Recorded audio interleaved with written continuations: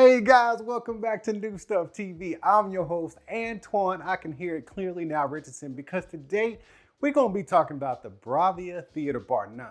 You know, sound bars are actually supposed to be heard and not seen, where in some cases they're actually both, like seen and heard. But this one is actually heard and not seen, and it is heard loud and clear. But the reason why I say it's not really seen is because Sony really did a good job this time around with making the sound bar invisible. Yes, it's right here, okay? It's definitely here. It is in physical form. But the way they did it with aesthetics is, especially apart from the A5000 and A7000 series, they took off the the drivers are still in there, but you can't really see them because they wrapped everything in fabric. And we just have this smooth aluminum line of just like this smooth, understated aesthetic. Everything about it is just so simplistic and almost unseen. And I really like that because seriously, man, nobody wants to look at a soundbar. It's probably one of the most boring pieces of home theater equipment that you can have in your house because it's not necessarily always aesthetically pleasing. So you rather just kind of subdue it, sit it in the background, or you mount it right under the TV or set it on a dresser like we have right now.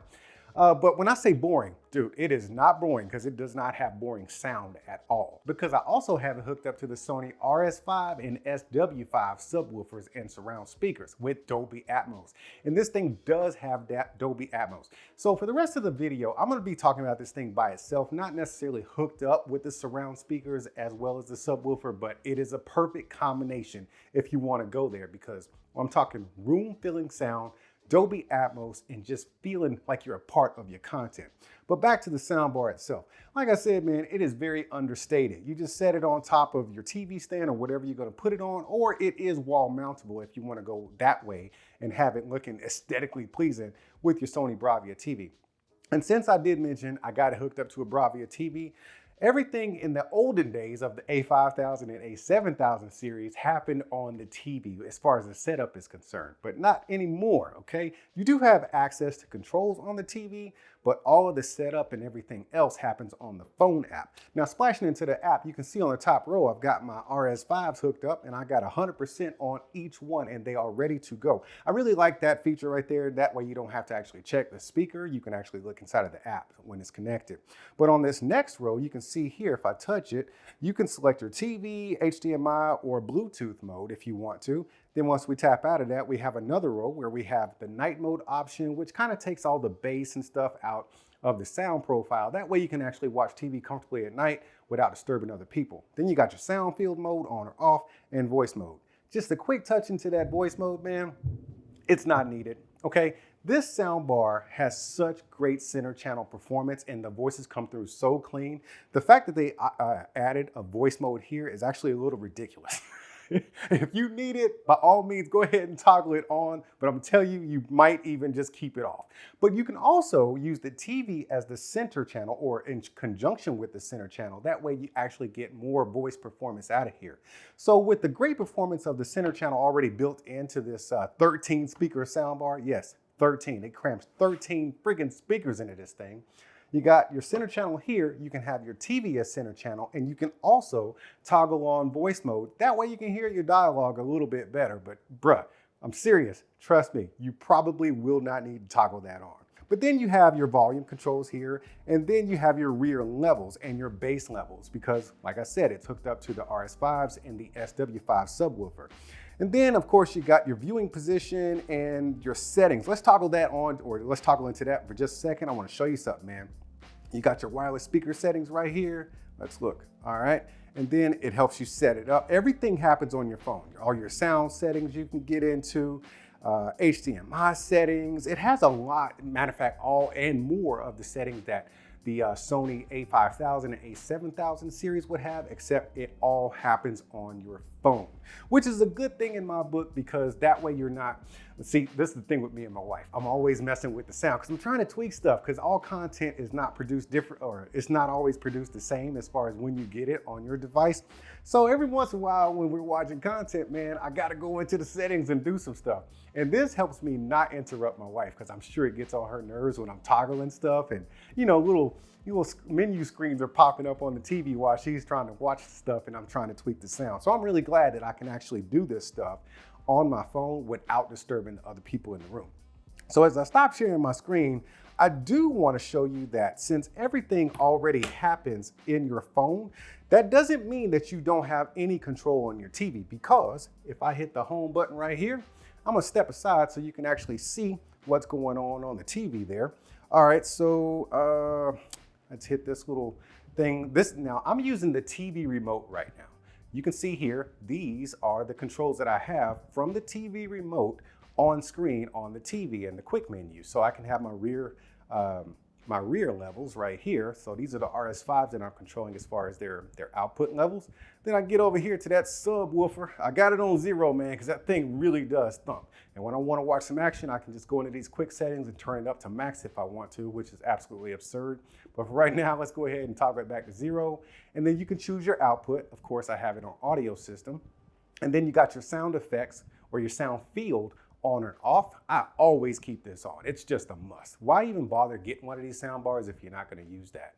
Then of course night mode, which we talked about, and then voice mode, which we talked about, and then you can delve into some deeper home theater controls. Now let's jump back into the overall performance of this Theater Bar 9. Dude, I cannot stress to you the clarity and audibility of the voices. If you are a person that has always struggled with hearing voices and dialogue in all of your content, this is the sound bar to get. They said, okay, let's just make this thing look better. Let's cram a bunch of speakers in there, but make sure the people can hear it. That's what they did, okay? So I've stressed that enough, but now let's talk about the overall performance as far as like all the other sounds. This thing really projects sound exceptionally well. When you do the setup, you'll get the, because it's, doing all the phantom speakers and stuff like that. It'll help you set up nice and easy on the app. Once you get it set up and you start listening to content, you'll start hearing the sounds just being bounced off the walls, projected towards you, and bounced off the ceiling. This thing is a great performer when it comes to separating the sound. Now, I always talk about how sound bars are only so wide. This thing is it literally sits on a TV stand, but somehow the engineers at Sony managed to psych me out into feeling and believing that there are multiple speakers placed strategically around my room to make me feel like I'm actually a part of whatever content I'm watching. Man, that is some serious black magic wizardry, and it's sick, and I love it. Dude, 13 drivers crammed into this thing, and that is incredible because they're all working in unison to provide you with the best of soundbar quality you can have, dude. That's just awesome. Hey, 2 more things I want to touch on before I get out of here, man. First of all, it does come with its own remote. I use the Sony TV remote because I have a Bravia TV, and it just works together. You don't even got to program nothing. But this thing actually comes with its own dedicated remote with some dedicated buttons on here, like the sound field button, the voice button, like we talked about that feature, how you can toggle it on. Of course, if you're gonna have those, you need the night button, of course, mute and volume, right? But they got a bass toggle on here. Sony, how did you know? How did you know that we as the people, especially me, when I'm watching an action movie, like I just showed you my volume on the gain on my bass was at 0, right? And that's because I'm watching like a TV show. That's what I watched last. But if I turn on an action movie, like, I don't know, I like Extraction 2, man. Y'all gotta check that out, Extraction 2. That movie has so many explosions in it, and I like to feel them, okay? So I don't wanna have to go into any crazy settings to, toggle the bass up or down on the fly. I could do it just like I did with the Sony TV remote, the Bravia TV remote, or if you got this one handy, it's here, up and down, dude. More bass or less bass right there on the remote. That is super freaking clutch. But the last thing I wanted to touch on is in regards to aesthetics. Like I said, it's a very understated soundbar. It is supposed to be heard and not seen. But when you do see it, it's freaking pretty because it's so understated. The whole top and front and the sides even are wrapped in this fabric, right?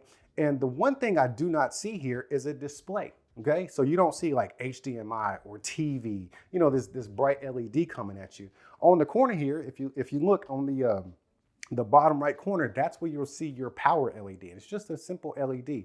And when you're manipulating the soundbar, you'll see another LED kind of flash, and you can actually dim that if you want to. So it's just out of sight, out of mind. You don't see this thing. Once you get it all set up, you kind of just don't see it anymore. And that's one of my favorite features is how subdued it is as far as design. It does not call attention, but it commands your attention when it's time to hit your content.